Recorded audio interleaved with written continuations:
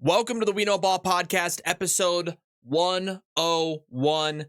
The number one is a theme of today's episode, apparently, with episode 101 on 11/11/2024. Week 11 of college football, it's gone. It's done. Week 10 of the NFL, besides one game, is also gone and done. We're going to talk about the parity in both college football and the NFL. We're going to dive into some hot takes about the NFL, maybe as a whole, as an entire league, as we look at the scoreboard from week 10. There's some hot takes, guys. They're at the end of the episode, so stick around for that. We're going to talk all things football, little hoops. We got a great episode today, episode 101. Let's get straight into it. We know ball. We know ball.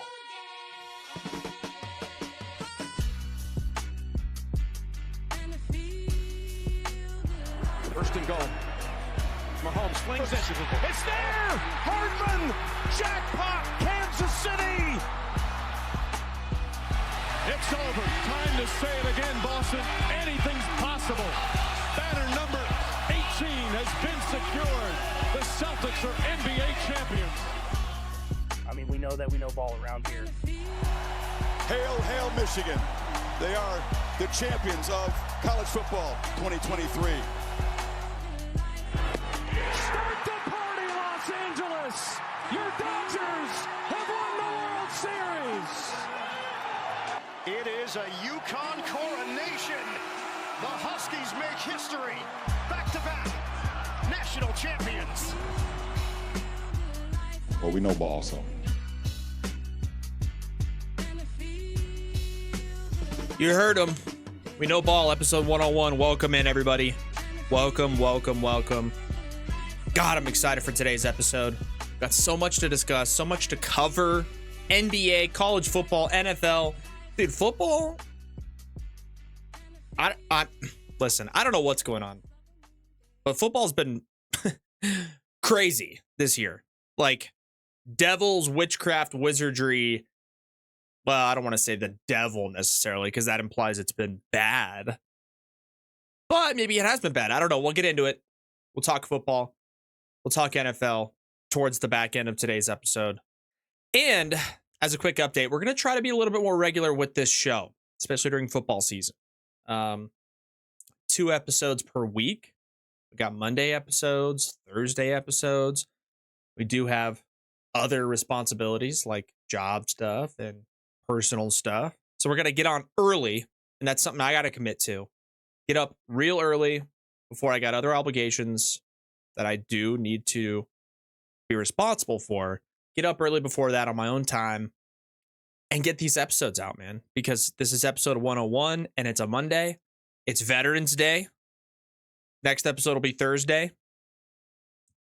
So we can do a post-weekend reactionary scoreboard review of football and, talk hoops and anything else that pops up.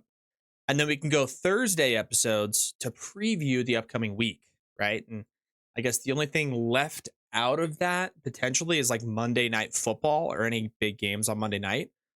But if we do Thursdays like we did for episode 100, we can preview the Thursday night game and the rest of the week, right? So that's what we're going to try to do. Hopefully you guys are in for that. The We Know Ball podcast. We've had a lot of success on socials in the last couple of weeks, dropping some hot takes. So anybody that's come over from social media in any capacity, really appreciate that. We're trying to make waves, man. We're trying to make an impact, trying to hold people accountable. And that's going to be a theme of today's episode as well, is accountability, because we have to make sure people are held accountable in professional sports. That's one of the primary goals of this entire show, is to make sure people are held accountable. If you don't hold people accountable for their actions and their words, they're going to continue to take advantage of situations negatively. So we'll get into that. That's maybe mostly an NFL theme. We will get into college football. We'll talk a little bit of NBA here to start the show and college basketball, but both of them are just so early, right? So basketball related wise on episode 101, NBA and college hoops. It's still very early, and predominantly the storylines in the NBA have been Bronny and LeBron. They've been hot starts from unexpected teams, poor starts from unexpected teams, if that makes sense. Milwaukee's struggling early on, but OKC started well. Kind of bad news in terms of Oklahoma City specifically, and one of their young stars, Chet Holmgren, went up for a block the other day, came down really hard, and he actually suffered a fracture in his pelvis. So that kind of sucks.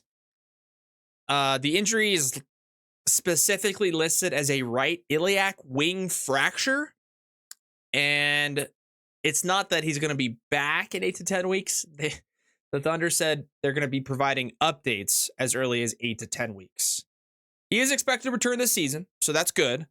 But for him to be out, again, as a young star, rising star, up and coming on a team that embodies that same type of description with Oklahoma City, it kind of sucks. It sucks for the league. Anytime a big time player, gets hurt and misses extended periods of time, it stinks. But we're hoping for the best for Chet Holmgren. I don't think that's going to impact Oklahoma City and their, playoff probability. They're going to get in the postseason. It's just a matter of maybe now what seed and home court advantage, I should say. But we'll see what happens. A couple of other teams have bounced back or started to play better, right? Denver Nuggets,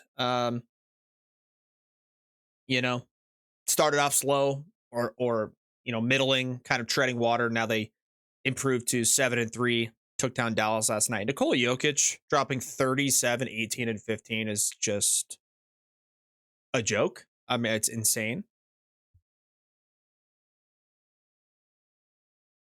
And then you got a couple other injury notes and storylines, I guess. Kevin Durant's going to be out for a couple weeks. He's got a calf strain. I guess we'll see what happens there with KD. Again, I don't think it's going to impact a whole lot. Looking at the NBA standings right now, I mean, the Cavs are 11-0. Is it skewed? Is it early on? Yes. Both of those, yes. Are the Cavs a legit contender? Yet to be determined, but I would say, yeah, maybe. At the end of the year, the Cavaliers won't be the number 1 seed. They won't be 11, undefeated. Top 4 seed, for sure. There's also very clearly in the Eastern Conference a couple of great teams, a couple of okay teams, and then the rest are just not good. I mean, that's just what it is. The Cavs are 11-0. The Celtics are 9-2. After that, there is not a team in the Eastern Conference in the NBA that has a record over 500. The Pacers are 5-5. They're at 500, and literally every single other team after the top 3 are under 500. I mean, that's crazy. That's crazy. The Western Conference is substantially better than the Eastern Conference. Substantially better. With title contenders and threats all the way down into, I would argue, the play-in sort of bubble, if you will. But the Suns are 8-2. The Thunder are 8-2. The Warriors are 8-2. The Nuggets are 7-3. The Grizzlies are 7-4. The Lakers are 6-4. LeBron's dropping triple doubles at, in year 21. The Rockets are 6-4. The Timberwolves are 6-4. Even the Clippers and the Kings 6-4. Everybody in the playoff bubble above the 10 seed is above 500. And again, this is only 10 games in, but guys, that's an eighth of the season. Like, that's not, just 10 games. Like, we're in it, right? We're in it in the NBA, and going across the point differential again. I know it's probably pretty self-explanatory having each team be above 500, but point differential in the Western Conference, every team 1 through 10, besides the Lakers, has a positive point differential. In terms of average point differential per game. Like, dude, the discrepancy, that's the best way to put it. The discrepancy between the Eastern and Western Conference in the NBA. I'm not sure what you can do about it, but it's almost like the Western Conference in the NBA this year is going to be the championship side of the bracket. And then it's just going to be like who on the Eastern Conference side between Cavs, Celtics, or Pacers can win out between those three teams. And then on the Western Conference, it's going to be a dogfight, like a battle with title contenders up and down the playoff bracket on the Western Conference side. I mean, legitimate NBA Finals contenders on the Western Conference. Suns, Thunder, Warriors, Nuggets. Lakers with LeBron. Grizzlies are good. Don't sleep on the Timberwolves. By the way, the Mavericks are competitive, and they're not even in the playoffs right now.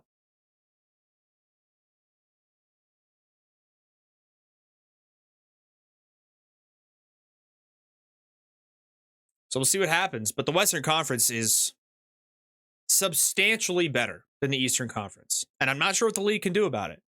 But I don't know if that's good for the NBA, because that's going to end up leaving out a lot of really good teams as you get later on into the postseason bracket.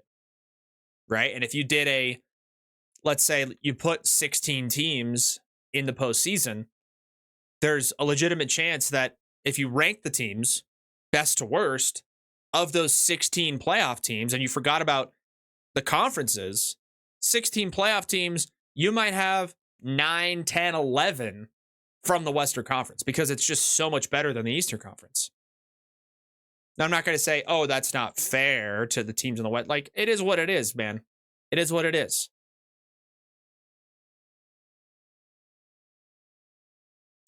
But if this continues, and by the way, this has been a theme for quite a while, right? But it's gotten worse and worse and worse. And the gap, I think, in the Western and Eastern Conference has gotten bigger and bigger and bigger. But if this gap, if this discrepancy between the Western and Eastern Conference and the NBA continues, I wouldn't be surprised to see the commissioner, based on all the new things he's added into the NBA, I wouldn't be surprised to see him change the NBA playoff format.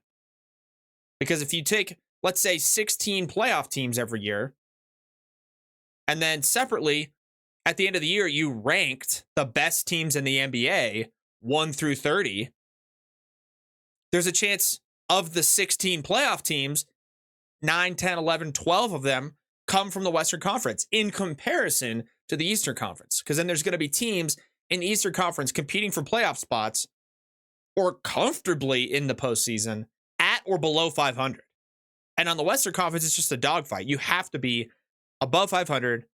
You have to be substantially above 500 if you want to not play in the play-in tournament. So I wouldn't be surprised if this gap continues, if the Western Conference continues this year, next year, maybe a year after that, to be so much better than the Eastern Conference, for Adam Silver to step in and go, listen, we're just going to do the top 16 best teams.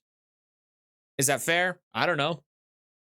Is it fair for, the Timberwolves to be 7 games above 500 and be a 9 seed in the Western Conference? Meanwhile, the Hornets are 4 games under 500, but they're in the postseason. Like, that's not fair. So you got to incentivize the regular season to some degree. On the Eastern Conference side, there's barely an incentive to play well. Barely.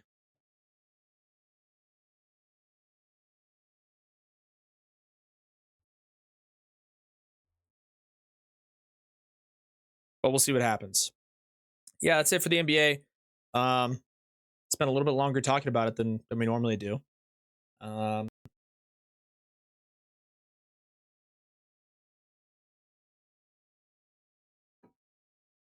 Looking from the NBA, from the sport of basketball, again, we were going to talk a little bit of college hoops.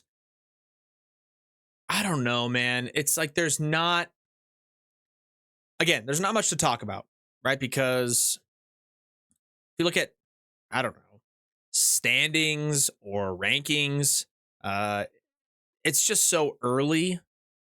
It's so early. And, it's hard. It's hard to be like, oh, these guys are solid, these guys aren't. Even some of, the rankings and like underperformances of the top ranked teams, it's hard because, oh, they didn't play well, right? a team in the top 10 barely beat an unranked team. It's like, well, it's just so early. There's just not a lot to talk about. So as we get deeper into the college basketball season, we're going to talk a little bit more about that, the news, the storylines, the biggest pieces. Duke, it's got this Cooper Flag kid who is supposed to be the biggest guy ever. I don't know. He's getting a ton of hype and love. So something to track for the college basketball season. Cooper Flag, Duke. Other than that, not a ton to discuss in terms of college basketball. But we just got that thing started, right? I mean, college basketball just started. College sports, on the theme of college sports, we got college basketball underway. But more so, and I would argue more importantly, especially at this time of the year, college football. Football in general. Before we get into any of that, before we talk college football or the NFL, before we discuss a team sport, maybe we'll talk a little bit individual. And as you sit here now, right, it's November. Depending on where you live, probably getting a little bit colder.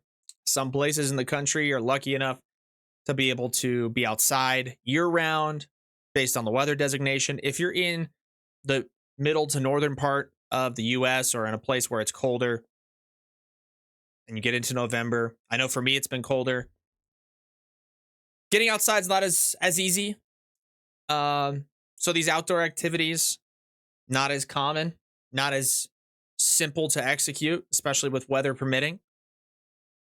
And I used to, I spent the whole summer thinking about going outside, hanging with the buddies, and hitting the course, guys. Go play a little golf, right?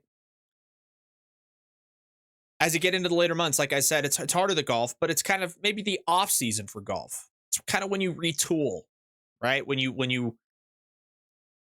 rebundle the excitement and the energy, you sharpen yourself, you sharpen your tools that you use on the golf course. You pick up some new gear, you hit the holiday season, right? Oh, nice pullover for Christmas or for the holidays. How about while you're gearing up, while you're using that in the off season, or maybe you can still golf right now and you're looking to get out on the course and play a little bit better. I know that I want to play better. I know I want better control of my clubs. And when you think about better control, you think about playing the sport of golf at a higher level. No one really thinks about it, but it's a pretty big deal, guys. It's the grips on your golf club. And if you want the best grips, 4Grips has you covered. Okay? With 4Grips, golf grips specifically,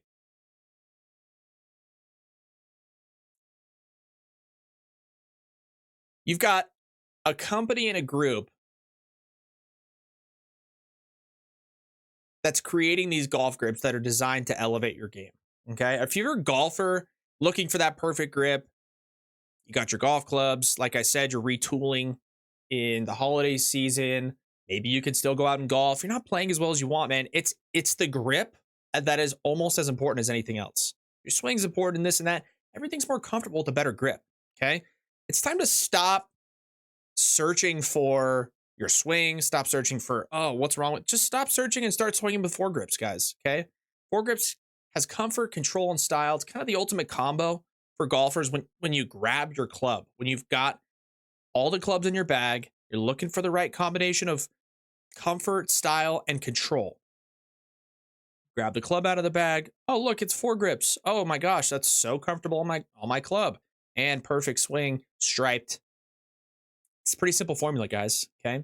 4Grips are designed to elevate your game, right? Whether you're a pro or you're just heading out with your buddies, the right grip literally makes all the difference. And they've got everything on their website, everything, right? Classic grip styles, maybe more modern styles. You can find a grip that fits you. You don't have to conform to, I bought these new clubs, but man, these grips kind of stink. No, 4Grips, okay? They're engineered for durability. They give you long-lasting comfort so you can play stronger and with more confidence. And that's one of the biggest parts of the sport of golf, right? It's just the mental side, the confidence, right? If you head over to 4golfgrips.com, and that's F-O-R-E, 4golfgrips.com, see why so many golfers have literally changed grips and made the switch from whether it's the stock and generic grips that they got on the clubs when they bought them. Maybe they were using other grips. So many golfers are switching over from whatever grip they had to four grips at 4golfgrips.com. 4golfgrips.com. Right now, if you go to that website, that link, F-O-R-E, golfgrips.com, 4golfgrips.com, you can get 25% off. So it's like, oh, hey, Ryan, I like this idea. Like, maybe I'm thinking about changing. Well, it's easier. You go to 4golfgrips.com, you get 25% off with our specific show exclusive listener discount. Like, you're listening to this show, you are the only ones that get 25% off. You go to the website, add a bunch of stuff to your cart because you want to upgrade your golf game. And then once you get to checkout, you just put in the promo code, We Know Ball. You're a certified ball knower listening to the show, and you get 25% off golf grips. 4golfgrips.com. Ditch the rubbers, wrap your shaft, pause, but also it's true. 4 grips, elevate your game. See why so many golfers are making this switch right now. 4 grips at 4golfgrips.com. 25% off, exclusive listener discount using the promo code We Know Ball at checkout. Go over there, guys. Seriously, support them. They're a great partner, and it's going to make you play better golf, right? Go out with your buddies, and you're like, oh, check out these grips. You guys are going to go, oh, those are sweet. Where'd you get those? Oh, I got them at 4 grips, and I got them for 25% off. So, I don't know. Just a thought.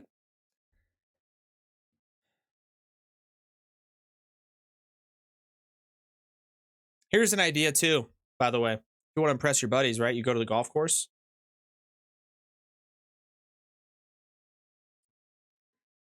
You go to the course, you play a good round of golf. If you're in an area of the country that's a little bit nicer, I know it's a theme of mine, right? And then you go home and finish your round. It gets darker a little bit earlier. That's fine. Go home, watch a little college ball, right? College ball all day. That's what I was doing on Saturday. College football was cuckoo crazy. And it started early. It continued into the middle slate, if you will, and also into the later slate. And then even the later slate. Like, it was every window of games as you go through Saturday, and you've got the noon Eastern, 3 Eastern, 6 Eastern, and even like the 9 Eastern games, right? The West Coast games. Every one of them featured a ranked team that was skating by, losing. So we'll get into all of it right now, and we'll go through each score based on the rankings as it comes through, number 1, number 2, all the way down the board. So, number 1 team in the country on the new college football playoff rankings is Oregon. They were number 1 before the college football playoff rankings, but they're number 1 now. And they took on a Maryland team in the Big Ten. They beat them pretty comfortably, 39 to 18. They're 10-0. They're 7-0 in the Big Ten. Oregon looks very solid. Dylan Gabriel. He became the all-time touchdown pass leader in FBS history with one of the touchdown passes he had in this game. So congratulations to Dylan Gabriel.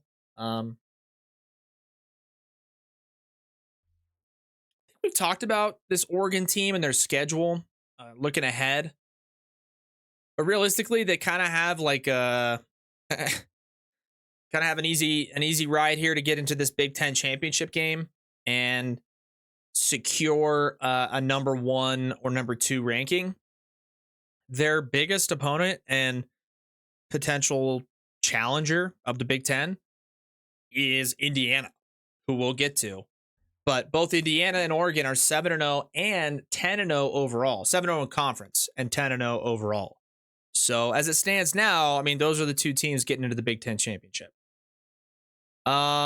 And they haven't played each other in the regular season, which is, it's cool. It's kind of, I don't want to say it sucks, but it's like, a lot of times those games, those conference championship games can be rematches of a game that happened in the regular season. So it'll be interesting to see if that ends up being the case, how it lines up.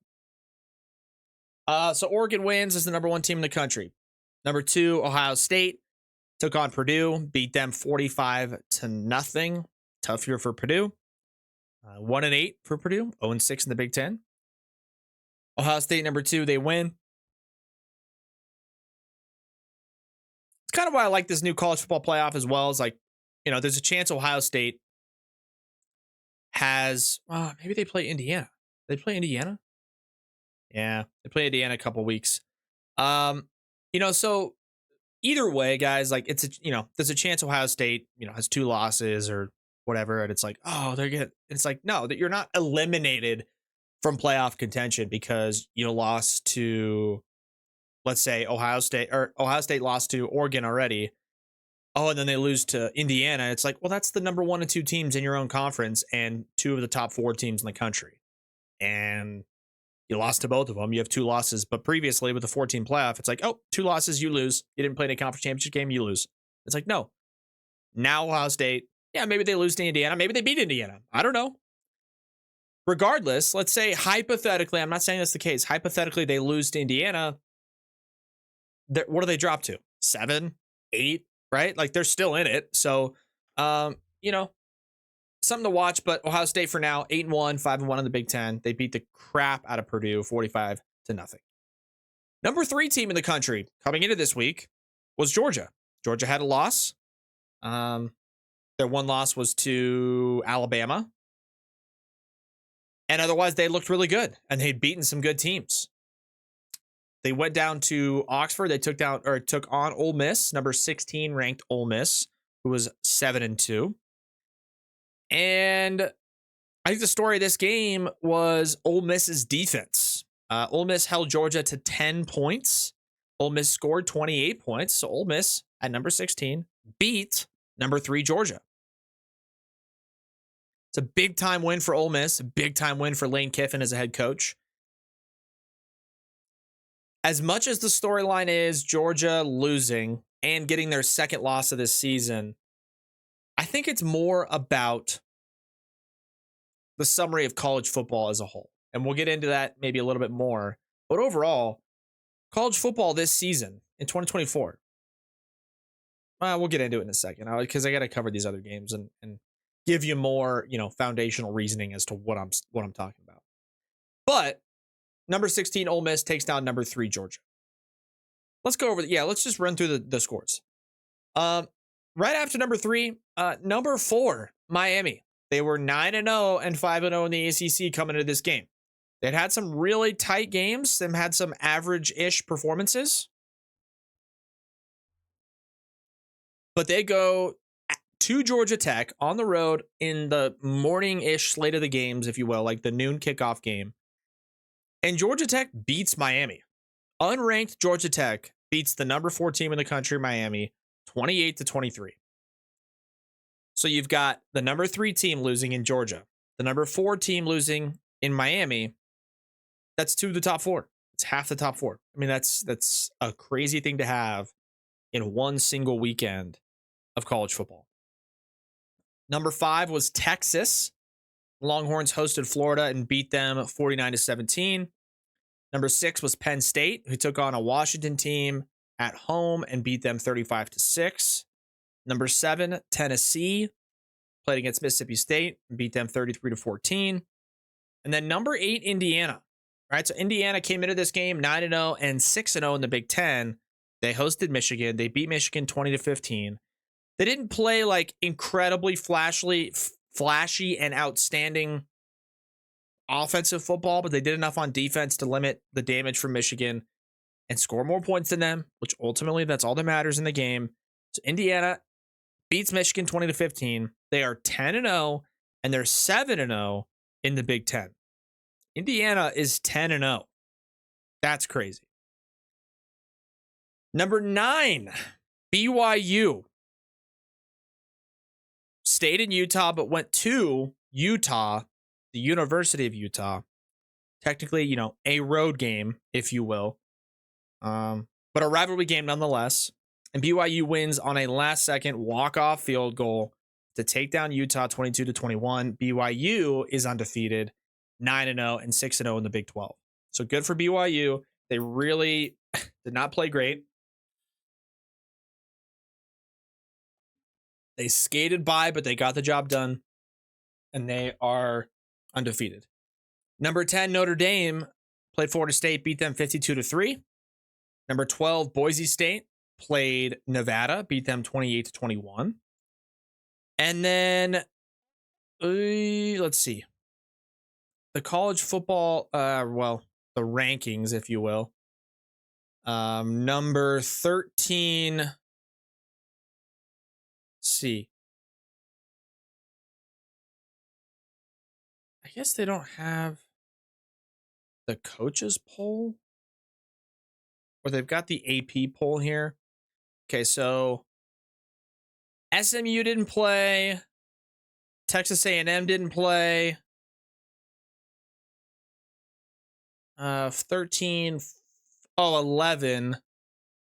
We skipped over 11 because it was at the top of the board here. But number 11, Alabama, took on LSU. Went on the road to Baton Rouge. Both teams had 2 losses coming into this game.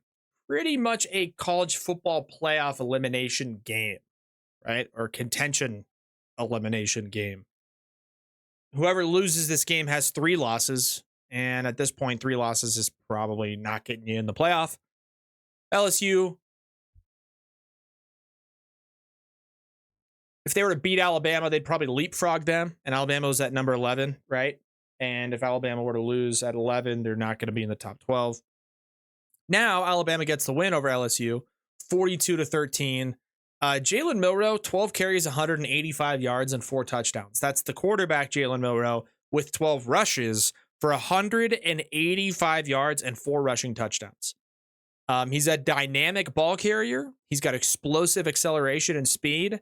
When Jalen Milroe gets into the open field, he runs past everybody. His pass game, again, it still needs a little bit of polishing and development. But in terms of an offensive threat, Jalen Milroe's up there with anybody in the country at the quarterback position. Alabama's schedule looks interesting. And it's not likely, although I guess you never know. The standings in the SEC are really tightly packed. Really tightly packed. Tennessee is 5-1 in the conference. Texas A&M is 5-1 in the conference. Texas is 4-1. So that's 3 teams with 1 loss. Georgia, Ole Miss, Alabama, and Missouri are all 2-loss teams in the conference. LSU is also 2 losses technically, but they have 3 losses overall. So that's kind of the tiebreaker. But looking through the rankings in the East and the standings in the Southeastern Conference, Tennessee's 8-1, Texas is 8-1, and then A&M, Georgia, Ole Miss, Alabama, and Missouri all have 2 losses. So right now, I think the SEC championship game would be Tennessee-Texas. But I mean, look at Alabama's schedule the rest of the way. In terms of not the conference championship game, just the college football playoff. Alabama plays Mercer next week, Oklahoma the following week, and then Auburn in the Iron Bowl. If Alabama wins out, they are in the college football playoff. Okay, so 2 losses, again, doesn't necessarily deter you, especially with this year and the parity in college football. LSU has 3 losses. They're probably cooked. Number 16 was... Who was 16? Let's see. 16, was Ole Miss. Wow. We are asleep at the wheel today because we cover the games and then forget about the ranks. Ole Miss was 16 and they beat Georgia. 17 coming into the week was Iowa State, number 17. They lose to Kansas on the road. So Iowa State, you're cooked. Number 18 was Pitt. They took on a Virginia team at home and lost to Virginia. So Pitt now has 2 losses. At number 18, they are also cooked. The interesting point here as we get through these rankings, number 19 was Kansas State. Didn't play, or they played early. Guess they didn't play. Number 20 in the country is Colorado. Colorado is 7-2 overall. They're 5-1 in the Big 12. If Colorado wins out, now that's easier said than done based on who they have on their schedule. Like, I'm just saying, like, oh, they just went out. No, like, you got to go play these games. But they host Utah on Saturday. Then they go to Kansas, and then they host Oklahoma State. If they win those next 3 games, they are in the Big 12 championship game. They are second in the Big 12 in terms of conference standings and overall.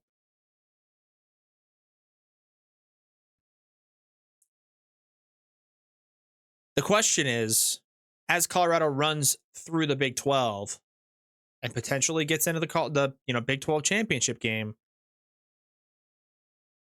let's say they lose to BYU, or maybe they win it. Like if they go to the Big 12 championship and they beat BYU, they're in the playoff, and that's insane.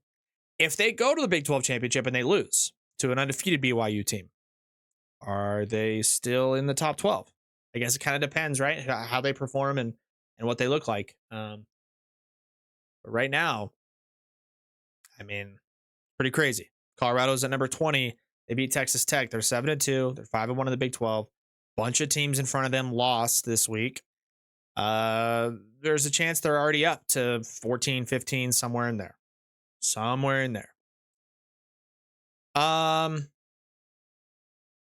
Number 21, Washington State beat Utah State. Number 23, Clemson beat Virginia Tech.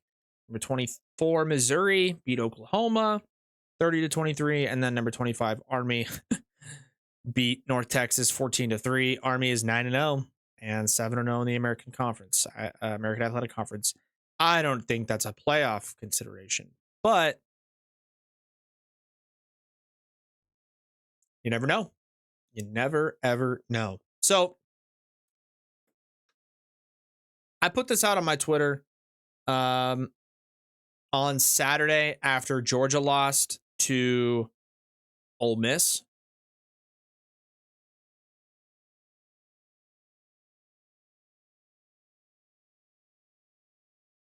But I put this out on my Twitter, and so far in 2024, we have had, let's see, 1, 2, 3, 4, 5, 1, 2, 3, 4, 5, 6, 7, 8, 9.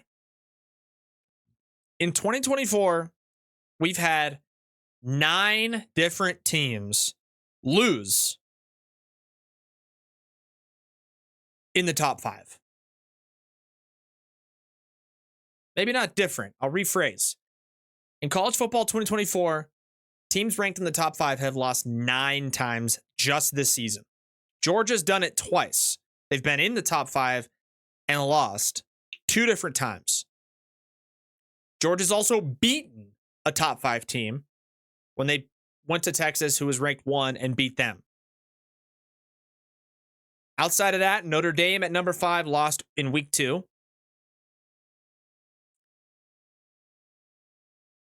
Georgia lost to Bama as the number 2 team. Then the following week, Bama at 1 and Tennessee at 4 both lost. Ohio State lost to Oregon, which they were both in the top 5 at that point, but that's still a top 5 team losing. Mentioned Texas losing to Georgia at number 1. Penn State at number 3 lost to Ohio State, also a top 5 matchup. And then in this last week, Miami loses to Georgia Tech at number 4. And Georgia loses to Ole Miss at number 3. The point is, the parity, guys, the just unpredictable nature of college football in 2024, it's the perfect year to kick off the 12-team playoff in college football.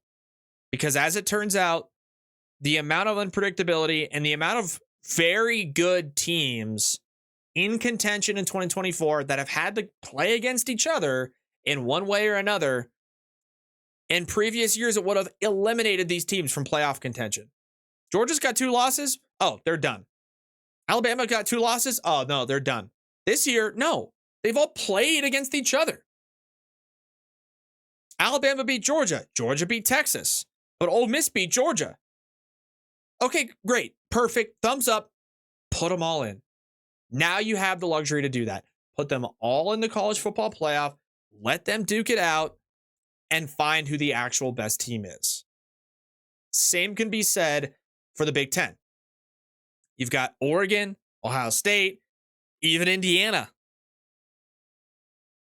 Oh, and only a certain number of teams can play in the conference championship, right? Let's say Oregon and Indiana both go into that game undefeated. Well, Ohio State doesn't get to play in the Big Ten championship. They're toast. No, just put them in, right? Oregon and Indiana, they're both in the Big Ten championship. Okay. One of them's going to lose that game. Put them both in the playoff and put Ohio State in because you can. It's the beauty of the 12-team playoff. And the fact that we haven't had the 12-team playoff from the jump is pretty wild. Now, I understand it was a big leapfrog from the 2-team BCS championship to a 4-team playoff. I get it. But they jumped from 4 to 12. So I'm glad we got a 12-team playoff this year because it otherwise would have left out a lot of really good teams. The entertainment factor alone. The entertainment factor in the 12-team playoff this year is going to be outrageously entertaining. It's going to be so much fun to watch these teams duke it out. Because as it turns out, the SEC has 4 or 5 playoff caliber teams. They just had to play against each other and accumulate losses in one way or another.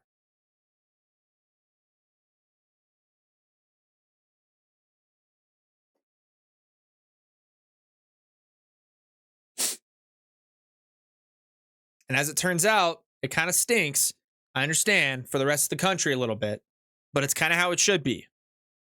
And realistically, when the final 12-team playoff comes out, the SEC could have Alabama, Georgia, Ole Miss, Texas, Tennessee, all in the top 12.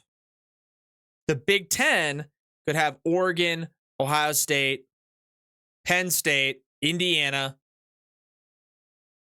And then after that, it's probably going to be the other 2 conference champions with Miami or whoever out of the ACC and a Big 12 champion. It's going to be interesting to decide. It's going to be interesting to see. But thank God we have a 12-team playoff to begin with because it's going to be so entertaining. It's going to be so much fun. The first round of games are going to be on campus. That is so cool, so exciting. And thank God we have it this year, man. I don't know how we hadn't had it for a longer period of time. I know the 2-team to 4-team was a big jump, but they went from 4 to 12, and thank God they did. This is the perfect year for that. The perfect year. It's the absolutely best and perfect year to have the 12-team playoff. With the conference realignment, with all these really good teams having to play each other, we're going to get the best teams in the playoff with a chance to win a national championship. And the best teams will ultimately prevail. That's what I truly believe. So, fun times in college football. College football playoff rankings come out tomorrow. There'll obviously be some movement with 2 teams in the top 4 losing. So, we'll see what happens. Football. Moving on to the NFL. All right. Let's go. Football. We've got college football done. Week 11 scores in the books. We'll look ahead on Thursday's episode to week 12. In the meantime, transitioning to the NFL. So we've got Monday night game tonight that hasn't happened yet, but the Dolphins and Rams play each other. It's not like some, high leverage freak out game because the Dolphins are 2-6. The Rams are 4-4. The Rams could potentially be playoff bound. Dolphins need a lot of work done to contend for a spot in the AFC playoffs. Right now, they're 2-6. Yes, Tua is back. Tyreek is probably going to play, but overall, not ideal for the Dolphins. But we'll see what happens. Rams are favored by 2.5. Totals of 48.5. Thursday Night Football was a fun game. The Ravens played the Bengals. They beat them 35-34. The Bengals scored a game-tying touchdown, or at least thinking potential game-tying touchdown towards the end of the game. Then they went for 2 to win it in regulation and did not execute the 2-point conversion, therefore losing by a point. Jamar Chase, 11 catches, 264 receiving yards, and 3 touchdowns. Joe Burrow went 34 of 56 passing for 428 yards and 4 passing touchdowns. And the Bengals lost the game by a point. The Ravens seem to be that team this year that's finding ways to win, and that's always indicative of a team's success. Deep playoff runs, they're going to be challenged. It just seems very inevitable that there's a collision course between the Ravens, the Bills, and the Chiefs on the AFC side. And it's going to come down to who makes the fewest mistakes, who executes the best, potentially home field advantage, and we'll see what happens. But the Ravens win on Thursday night. They're 7-3, looking pretty good. Bengals 4-6, a lot of work to do. Don't count the Bengals out of it yet. Burrow's playing really well, but we'll see what happens. On Sunday morning, you had Panthers and Giants in Munich, in Germany. Ended up being a decently entertaining game. Daniel Jones, not great, threw a couple picks. The Panthers won in an overtime field goal, 20-17. The Giants are 2-8, and the Giants at this point need to lose a lot. Like, they need to continue to lose to build up their roster, to get a better draft pick. The Giants are terrible. The Panthers aren't great, but Bryce Young's a little bit better. And that's going to transition us into this next game. Okay. It's a transition to the talking point of the number 1 overall pick quarterbacks.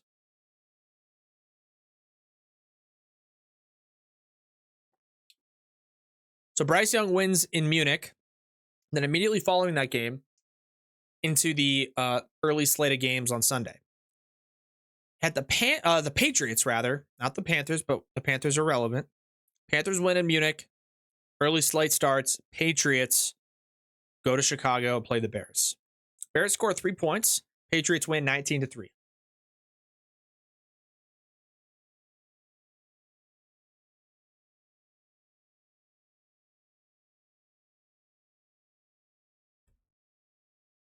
For some reason, Caleb Williams got different treatment than Bryce Young. And I have such a hard time understanding why that happened. I don't know if it's because the Bears are a more prominent franchise. I don't know if it's because Caleb Williams was a little bit more of a controversial, potentially, or polarizing figure, if you will, compared to Bryce Young, who was a little bit more reserved. Caleb Williams may be more athletic, a little bit bigger, maybe better tools. Both guys went number 1 overall. Both guys went number 1 overall for a reason, because those teams weren't very good. However, it seemed a little bit different because maybe the Bears didn't have the number 1 overall pick because they were really bad. It was like, oh, that was the Panthers pick, so they got to take number 1 overall. They aren't as bad as the Panthers, so they get a quarterback. They get Caleb Williams.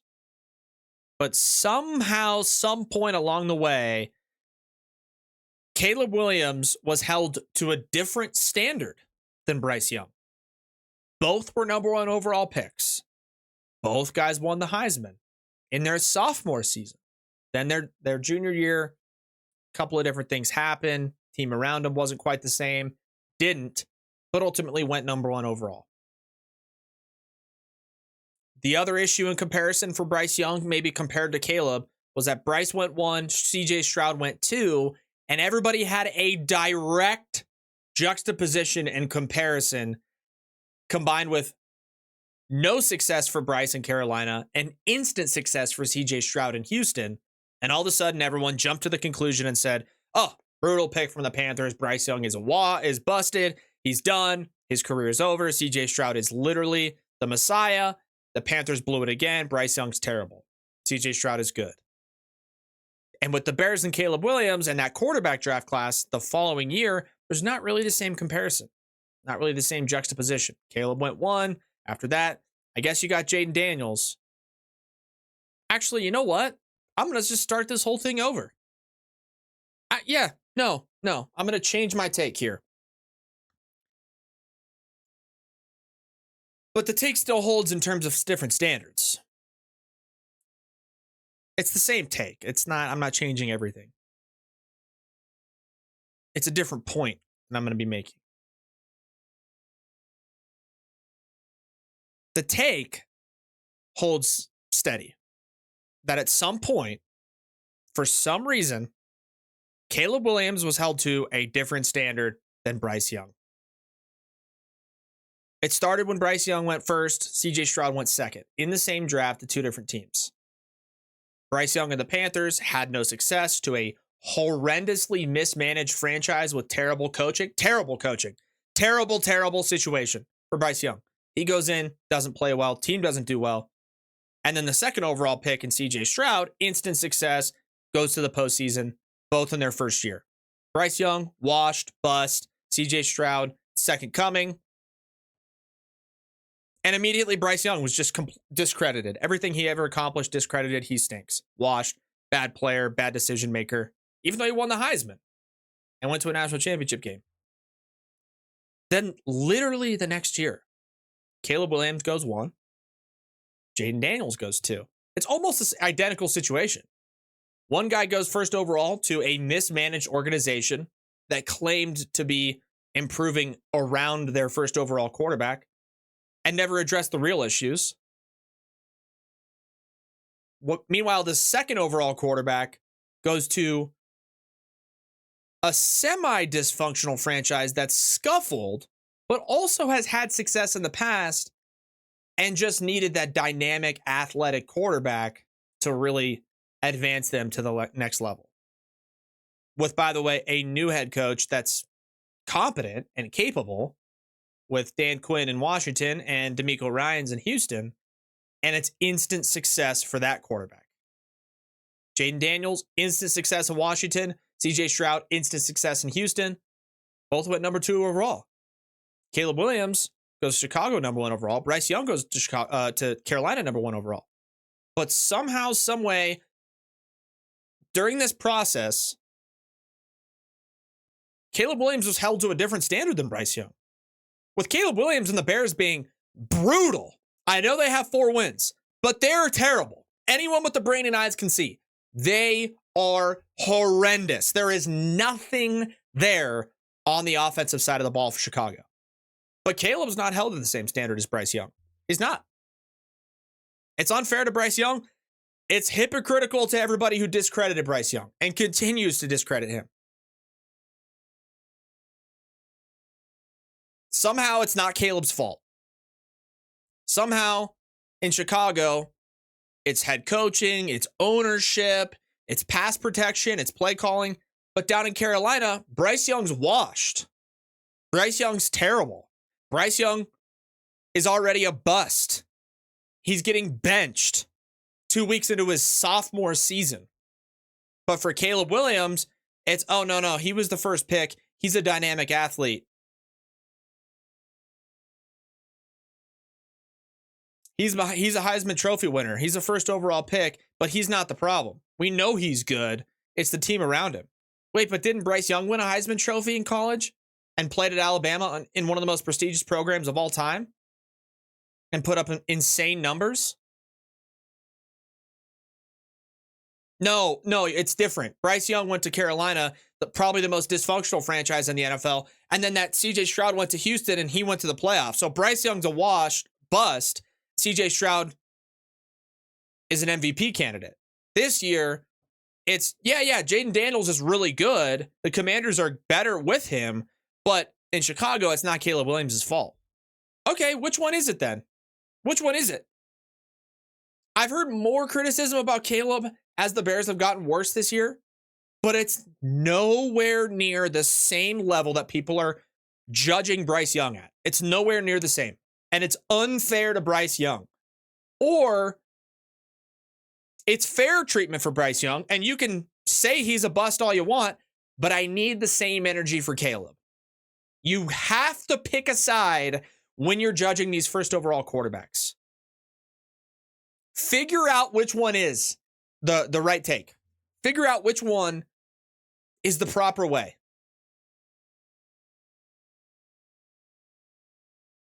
Keep that same energy when you judge Caleb and Bryce Young. Keep that same energy when you talk about number one overall pick quarterbacks. Because with Bryce Young, he's a bust. He's washed. He's done. He's benched 2 games into his sophomore year. But in Chicago, no, that's not Caleb's fault. No, the team sucks. No, the coach is terrible. No, it's a mismanaged organization. All of those things are true in Carolina too.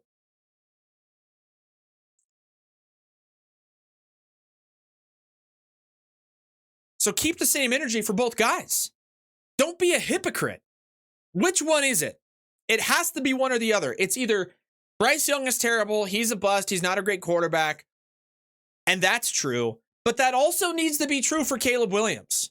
He's a bust, he was probably picked too high, and he's not the solution to all the organizational issues. Okay, that's fine if both of those are true. Or it's both organizations are horrendously mismanaged, and no matter who they took at quarterback with the number one overall pick, they weren't going to be good. They weren't going to be good instantly. And CJ Stroud and Jane Daniels are the anomalies.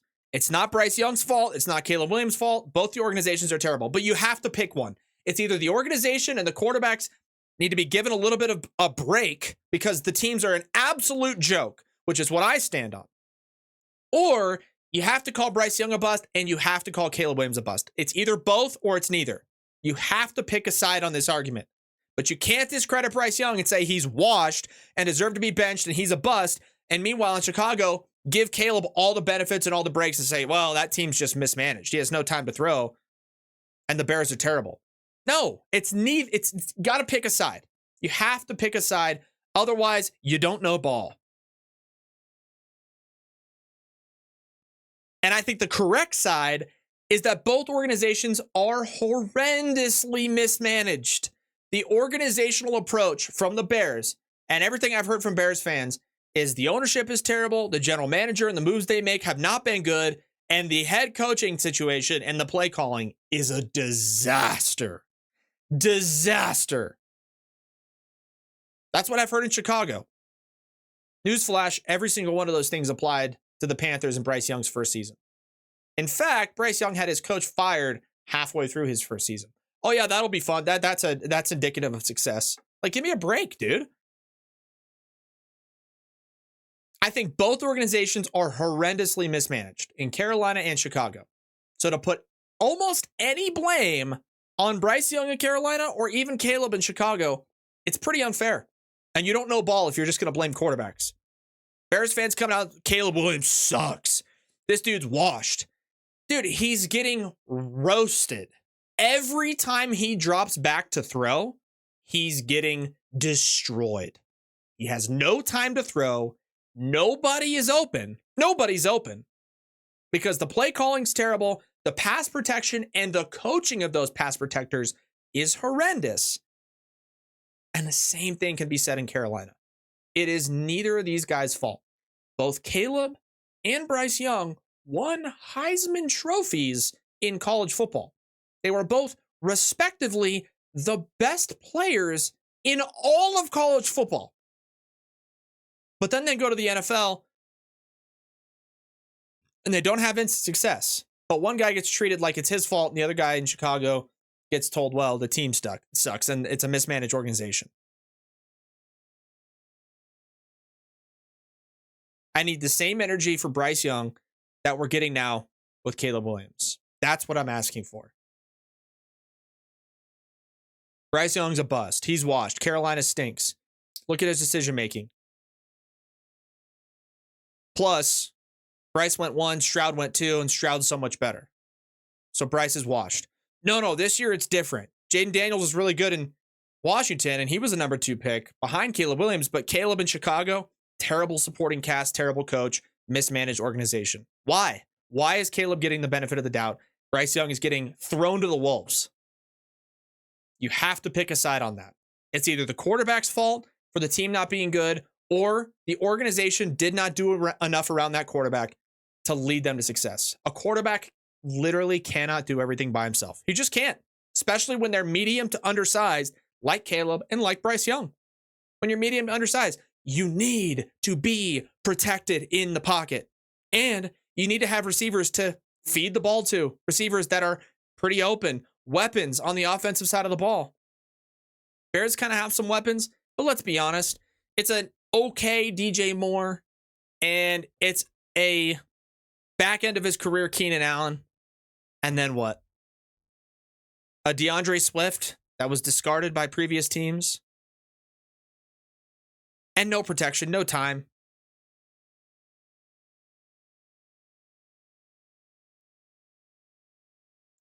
But we see Jaden Daniels and CJ Stroud and go, oh yeah, quarterbacks can fix organizational issues. Newsflash, the Commanders weren't that mismanaged. Dan Quinn's actually a really good coach. And Jaden Daniels is protected. And by the way, he's bigger and taller and more effective and can see and scrambles. And like Bryce Young and Caleb Williams can't scramble. Like they drop back. As soon as their right foot gets put in the ground on their 5-step drop, there's guys in their face every single time. Stop blaming the quarterbacks. Stop blaming the young quarterbacks. They went first overall for a reason. It's not their fault. It's the organization's fault for having garbage around them. Garbage. Bills played the Colts, beat them 30-20. Bills are 8-2. Like I said, it's collision course in the AFC between Chiefs, Bills, and Ravens. Saints played the Falcons. Falcons lost to the Saints 20-17. Falcons, are you good or are you terrible? I don't know. Also in the morning slate, okay? The Broncos play the Chiefs. Chiefs win 16-14. Chiefs block a field goal to win the game. The NFL's rigged. The Chiefs rig it. The NFL wants the Chiefs to win always. The Chiefs get all the calls with the referees.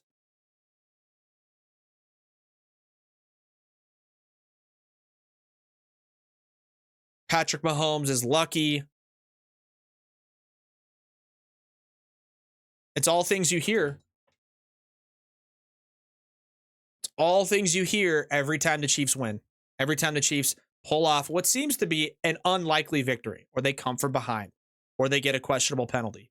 The only time in that game against the Broncos there was a questionable penalty was an illegal contact that extended the Chiefs' drive and led them to scoring a touchdown.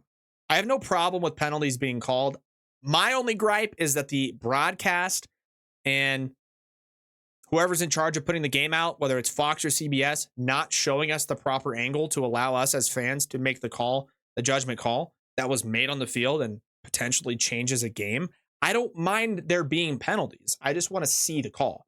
My biggest gripe with that call was not that it was illegal contact and extended the drive. It's just that they never showed us a legitimate angle that they probably had to show us whether or not that was the right call or a judgment call.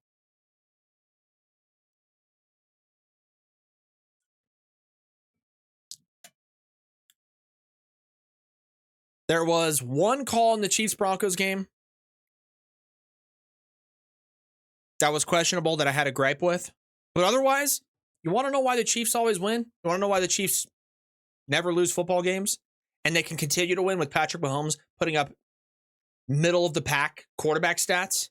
It's because they're the best coach team in the NFL. They make the least amount of mistakes. And even with Mahomes' numbers not being good, the interceptions he throws, the mistakes he does make, they're not game-changing, detrimental, crunch time, critical interceptions. They're not pick sixes. They're not turnovers in their own side of the field. They're not ugly, horrendous, bad throws on a potential game-winning drive.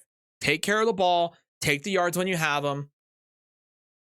well coached, well blocked, great play design, great play calling. And then on top of it, their defense is outstanding this season. And then it comes to crunch time. Take everything else out of the equation, and it's a game-winning field goal situation. Guess who's more prepared? Guess who overloads one side of the line? Guess who blows up the protection on a field goal attempt by the Broncos and blocks the kick? It's the Chiefs. They're the better coached team. They have the third fewest penalties in the NFL this year. Oh, they're rigged. Oh, they're this and that. You know who has the fewest penalties this year called against them?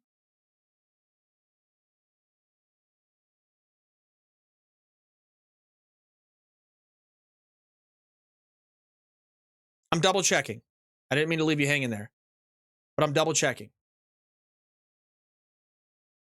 Because I'm pretty sure this is right, but I want to make sure it is before I make this claim.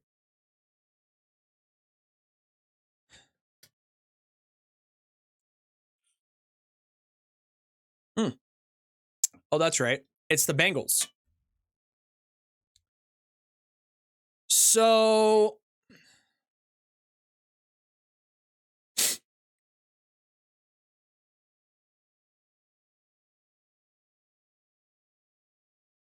the fewest amount of penalties called on them, it's actually not the Chiefs. The Rams and the Bengals have fewer overall penalties called against them than the Kansas City Chiefs. Oh, but the Bengals are under 500 and the Rams are 500. The Chiefs are undefeated. What's the difference? It's coaching.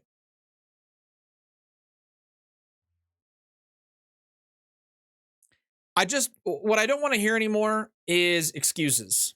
I made a couple, and there's still some questionable calls that seem to go the Chiefs' way, maybe in critical situations. In some spots, I could see the argument for that.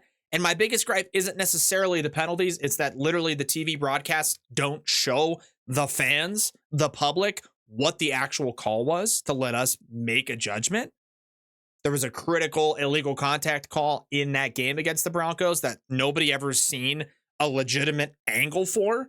And it seemed to be like maybe not the right call. I don't know. I can't make the judgment as a fan because nobody showed us a proper angle. I'm sure some will come out in the next couple days. It's not about the call itself. It's that we didn't get a chance to see it or make our own personal judgments. But in terms of the narrative about the Chiefs always getting the calls, the Chiefs benefiting, NFL's rigged, yada, yada, yada, I will give you a really simple answer and solution to why people think that the NFL's rigged for the Chiefs. It's because the Chiefs are the best coached team in the NFL. The Chiefs are putting their players, and their players are committing to the perfect places and situations to go and execute. Mahomes' numbers aren't good, but he doesn't make detrimental, game-changing, negative decisions to impact how the Chiefs perform. He'll throw picks. In fact, his numbers this year, they're honestly not great. But guess what he does? He doesn't turn the ball over on game-winning drives. He doesn't turn the ball over in his own territory. He doesn't put his team in situations where they just cannot overcome his mistakes.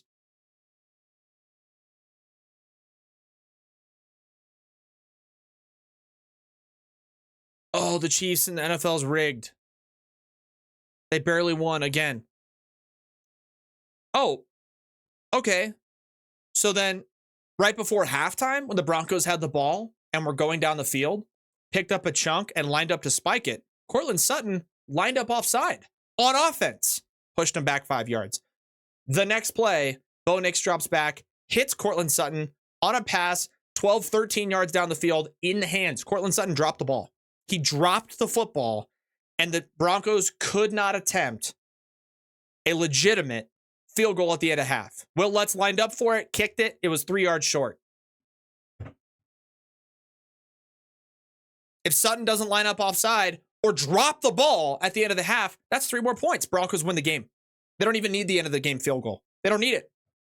And then when they do still need it, and when they do line up, the operations are coached better on the side of Kansas City. They overload one side of the line, they get blown apart, they come through, and they block the kick. They're coached better.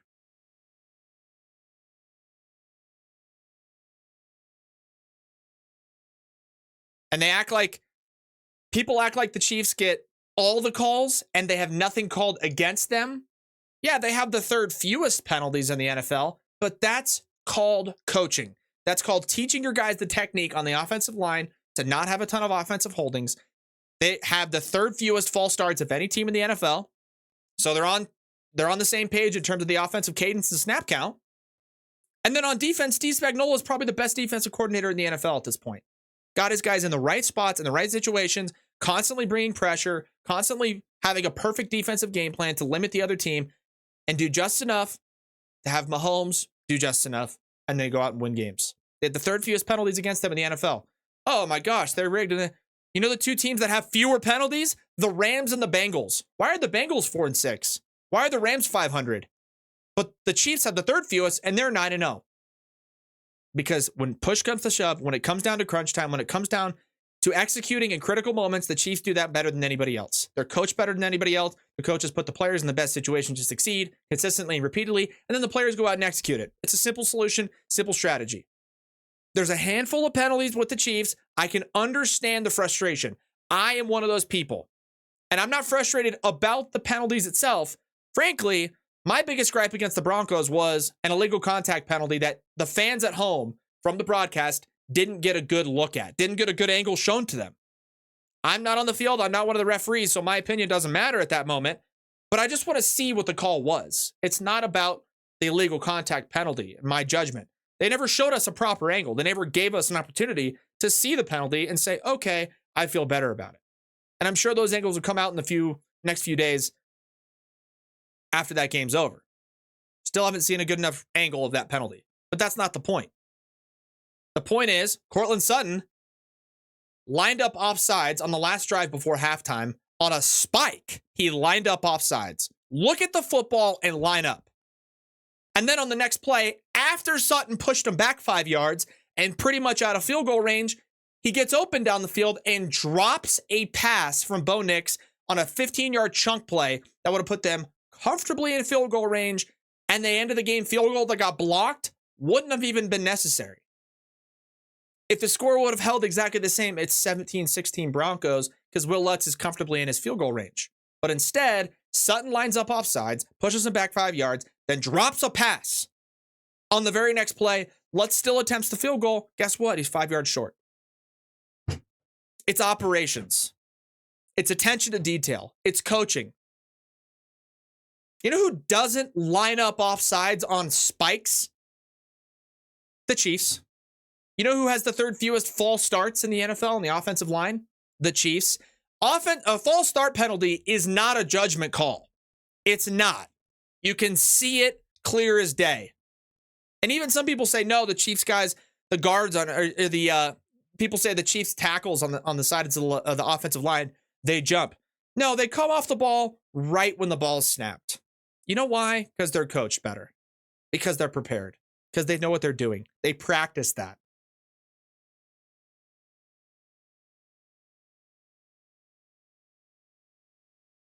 A lot of these calls that don't go against the Chiefs or aren't called on the Chiefs, they're not just judgment calls. Like, they're easy to see if they're there to be called. Anybody watching the game could go, oh yeah, that's a holding call on the offensive line. But you know why? They're coached better. Even if it might look like an offensive holding, the technique that's taught to the Chiefs by their coaching units allows for offensive linemen to block the way they do. Excuse me. But I still just don't want to hear the Chiefs thing anymore. Couple other games to go through here really quick. 49ers played the Bucks, beat them 23-20. Tampa Bay, losing Evans and Godwin's pretty tough. Steelers played the Commanders in probably the game of the day. Steelers beat the Commanders 28-27. Mike Tomlin and the Steelers, again, it's the same story as Kansas City. Why do the Steelers always find themselves in the playoff hunt, succeeding and competing with this year? Solid quarterback play, but nothing that's going to blow you out of the water. Why are they beating the Commanders? Why are they 7-2? Coaching. Mike Tomlin puts his guys in the right spots to succeed consistently and repeatedly.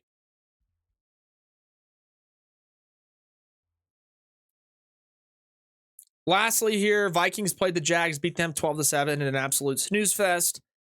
The Chargers in the late slate played the Titans, beat them 27-17. Eagles beat the Cowboys 34-6. Cardinals beat the Jets 31-6. And then on Sunday Night Football, Lions and Texans. Lions win 26-23. Already made a video about this on my socials, but the Lions win, and Jared Goff threw 5 interceptions. That's crazy. Texans, what is you doing, baby? That's brutal. That's absolutely brutal. You cannot lose a game where you turn the ball over 5 times, no matter what. If you force that, you force 5 turnovers and you lose. Can't happen. Absolutely can't happen.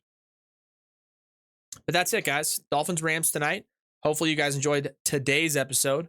Like I said earlier on in the show, be sure to check out 4Grips. That's 4golfgrips.com. Use the code WeKnowBall at checkout. Save yourself 25% off to get better golf grips. Whether you're in a spot right now in the world where you are able to go out and golf, you're going to play better with 4Grips. And if you can't golf because of where you live and the weather, whatever, then improve your game and improve your equipment and get 4Grips. They're awesome. They're customized. They got new style, old style, everything you're looking for, guys. Check them out at 4golfgrips.com. F-O-R-E, 4golfgrips.com. Hopefully you guys enjoyed today's episode, 11/11/2024. Happy Veterans Day. Shout out to all those who have served our country and helped our country succeed. Freedom is never free. Hopefully you guys understand that and enjoy the freedom you do have by watching all these sports, improving your ball knowledge by watching and then listening to the We Know Ball podcast. I don't know if I said it at the beginning, guys. My name, it's Ryan, at Ryan Knows Ball. That's my Twitter handle, at We Know Ball Sports, Instagram, TikTok. That's all our social channels. If you have a hard time finding them for whatever reason, at Ryan Knows Ball. It's my Twitter or X handle, whatever. In my Twitter bio, I got a link tree. You click that link in my bio, it's got all our social channels in there. Everything you're looking for to tag along, to follow along. Check us out on YouTube, Spotify, and Apple Podcast listeners. Really appreciate it. Hopefully you guys enjoyed episode 101 of the We Know Ball podcast. And otherwise, catch you guys later this week because we're doing 2 episodes a week for the remainder of the football season. So excited for it. Hopefully you guys enjoyed it, and we'll catch you guys next time. Peace. We know ball.